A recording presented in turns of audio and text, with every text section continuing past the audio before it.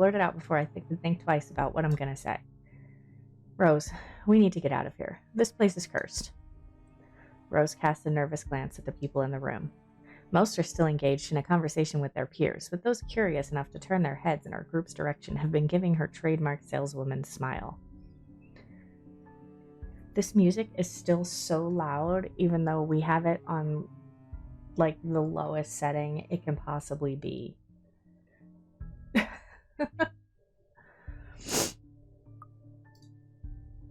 A tight expression is on her face when she pulls me aside. Isabella, we've already had a conversation about this weeks ago. Those are just stories. And I'm telling you that it's not. I saw something in there. It's not human at all. I thought it was just nothing, but this letter is proof. She gently reaches out to pluck the paper off my hand. Without even taking a glance at it, she folds it back neatly. Look, I'm really getting worried about you. I know you, and I want to see this open house through, but your condition is more important. Give me a few minutes to wrap things up here, and I'll drive you to the nearest hospital. No, you don't understand. There isn't a condition, Rose. No concussion. I'm fine. But this place is not fine, and you're being stubborn about it. Before Rose could open her mouth for a retort, a hand lands on both our shoulders, pulling the two of us a distance closer. Now, ladies, what seems to be the problem here? Nothing, sir. I just had to clarify a few things with my colleague. Well, it certainly seems intense. A smile fits the two of you better, in my opinion. Especially darling little Lily here. He gives my shoulder a gentle squeeze while an inscrutable smile spreads across his face. It's Isabella, sir. Of course, but my point still stands. And with two beautiful ladies here, I'm sure little Lily here would certainly appreciate it if you remove your pretty hands from her, darling. The pressure on my shoulder lifts as soon as those words leave his wife's lips, while the scowl on her face is like a splash of cold water on me. It is also impossible to miss the displeased frown on Miss McCulloch's face. The realization that we might lose this sale because of my outburst instantly dawns on me. Rose will be beyond pissed. I think I need to step out for a while. I'll be back. Okay, but why is her hair still in this super tight ponytail if she's hit her head? Because, that's not good for you. Bowing my head, I mutter a quick apology and gather my stuff to make a quick exit. It doesn't matter if this place is haunted or not. I've caused trouble, and Rose can be quite unforgiving of behavior like this. I'm almost at the door when she catches up to me. Isabella, wait. The apprehension must have been quite obvious on my face because her expression instantly shifts to something gentler. Eyes softer, a fond smile spreading on her lips. Hey, I'm not angry. I know. I'm sorry I ruined this for you. But come on, you didn't ruin anything. It's not like we haven't ran into any problems before. If we don't get a deal today, we can always try on a different day. And look. She hesitates, completely trailing off before shifting her gaze down to her hands, a small gesture to stall. Her fingers are fiddling with a piece of folded paper. It's that stupid letter again. My hands stiffen when she gives it back, but I take it nevertheless. More as an automatic response than any desire to have it back. I'd throw it away if I can, but I have this nagging feeling that, one way or another, it'll find its way back to me regardless of what I do about it. Rose, you have to let them know about. I know you want us to get this sale so badly, and we've made a lot of plans on how to go about this. I mean, who wouldn't? This is the first time I've been assigned to a property like this. I've sold plenty before, but nothing like what we have here. It's a beautiful house. I'd love to get one of my own if I ever win the lottery.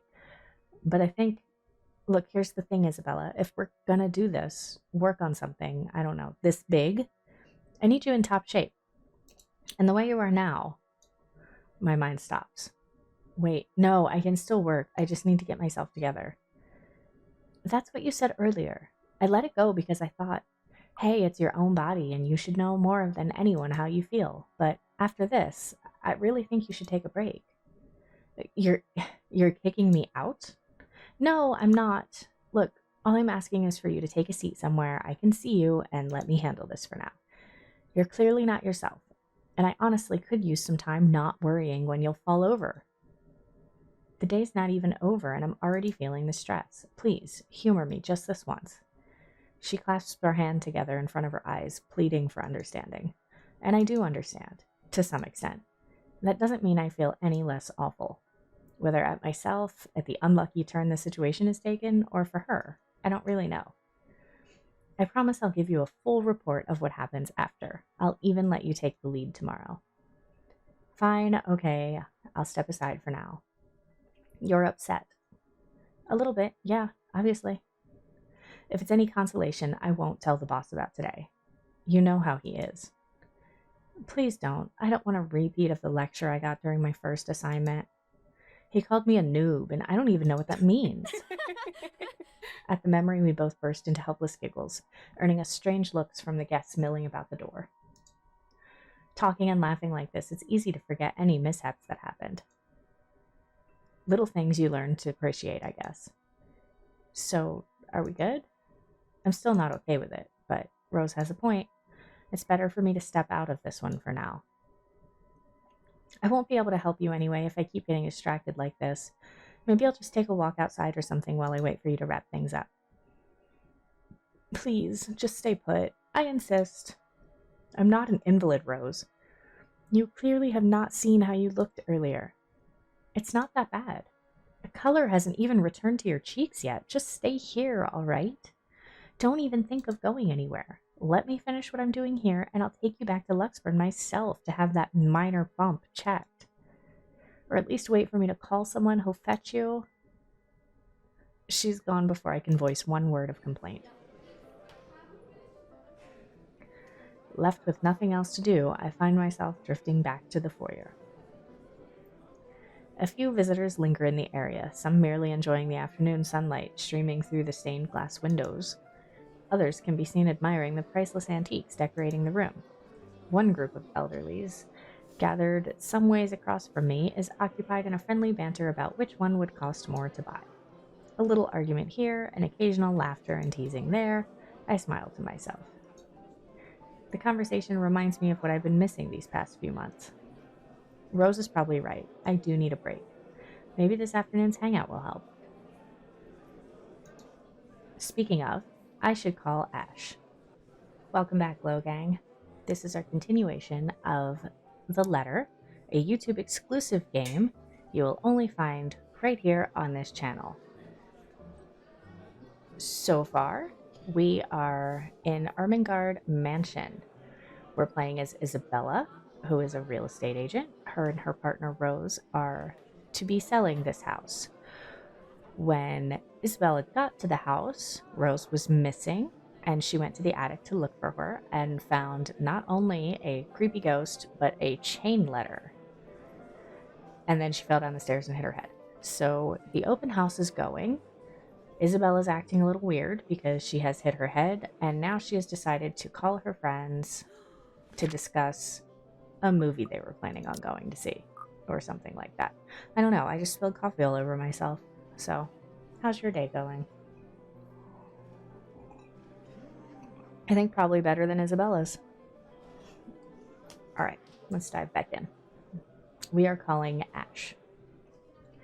It's a few hours early from what I've told him, but he did ask for a call once I'm done. Besides, I don't have a ride back. He offered, so I might as well take it. Or bribe him into giving me one. Not that he'll ever accept the latter, personal convictions and all. Honestly, if there's something I find admirable in him, despite his tendency to annoy the hell out of me, it's that. Well, whatever way works, a free ride is still a free ride. There's Rose's offer too, but despite what she says, I know she'll be busy for the rest of the afternoon, especially without me assisting. So if you missed the last episode, Isabella's been acting so strange due to her run-in with the creepy ghost lady and falling down the stairs that Rose has decided she really needs to sit this one out before she screws up the sale. So Isabella's looking for a ride home, a way out of here, before she ends up getting kicked off the sale entirely. Bothering her for a favor as small as this is the last thing I want to do right now. A couple of minutes and a few prayers asking for decent signal later, the call finally connects. Sup, I'm Ash from the City. Baggers, watch out. What? Can't beat me. What is Looking for happening? trouble? Better not lie. I'm a cool dude. Pretty fly for an Asian guy. Sup, I'm Ash from Deluxe City.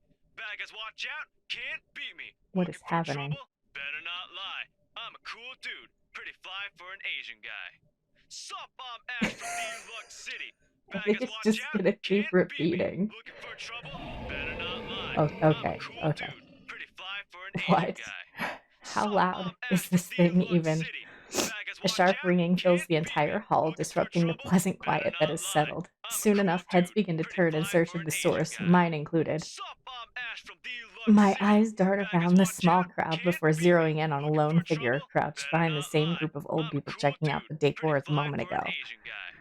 He's Sup, facing I'm away Ash from... from Deluxe City. It's just gonna keep Baggers, going. watch out. He's Can't facing beat me. away from me, Looking for fumbling with trouble? something in his Better hands, not but I lie. don't need to see I'm a his cool face to know dude. whose back Pretty it is. fly for an Or I'd Asian guy. recognize that dumb Sup, parka I'm anywhere. Ash from Deluxe Without City. bothering to end the Baggers, call, I watch out. marched towards Can't him. beat me. After what happened Looking for today, I'm trouble? really not in the Better mood to not deal with lie. this. I'm a cool dude. Of all the times to... Ashton. What happens next is something I'll surely regret later for not having recorded. I'm sorry, that ringtone though. He jumps, lets out an undignified yelp, followed by his phone slipping out from his grip. It bounces from one hand to the other in his poor attempt to catch it before ultimately falling flat on the door with a resounding clack. I kind of feel sorry for the phone and the floor. But it's not every day that you catch someone like Ash off guard and get a reaction. Damn his stupid detective senses. I take every ounce of victory I can get, no matter how small. An awkward pause passes between us. A blink, a cough. He makes a face, and then in a too quick motion, he ducks and retrieves his abused gadget while a grin threatens to break out from my lips. He doesn't meet my eyes when he straightens, but a flush has crept up his neck and cheeks.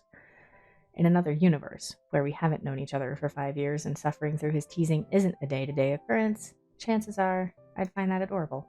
Endearing, even. Unfortunately, this isn't that kind of world. The way things are, I'm already content to see him out of his obnoxiously calm and collected disposition.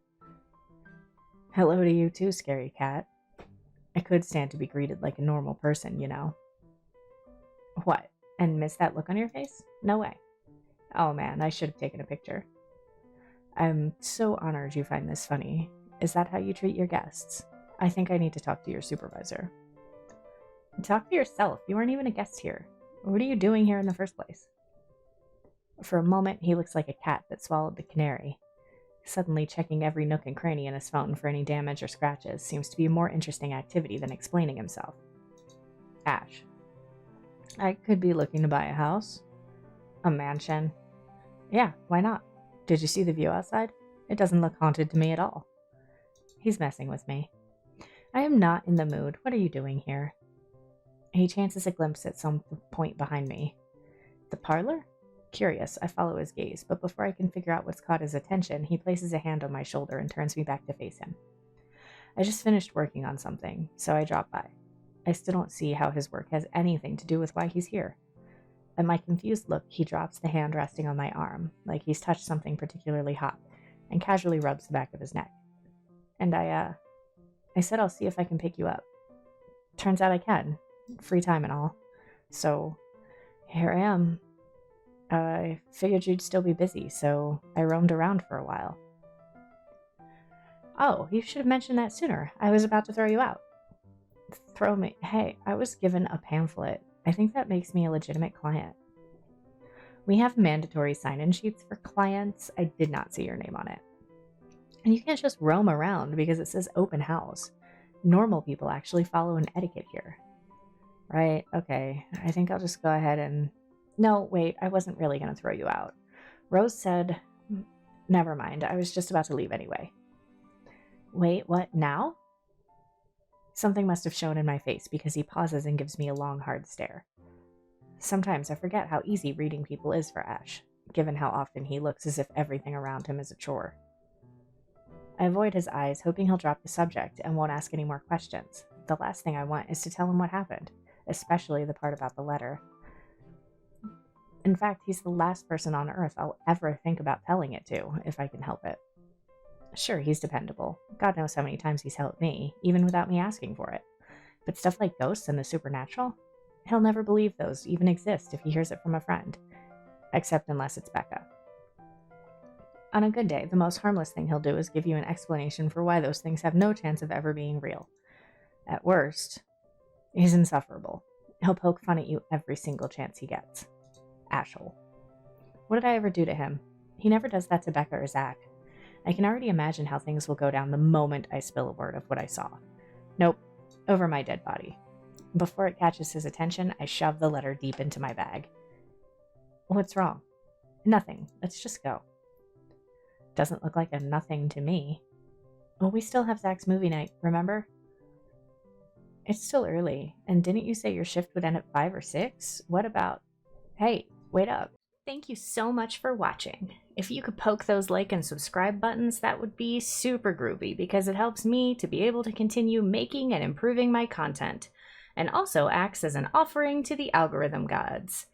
And we all know how important it is to appease our Lord and Savior Algo. Also, be sure to check out my live streams on Twitch and join the Glow Gang by following me on Twitter and joining our Discord. Links for those as well as all of my artist credits can be found in the description below. As always, stay bright, lamplights.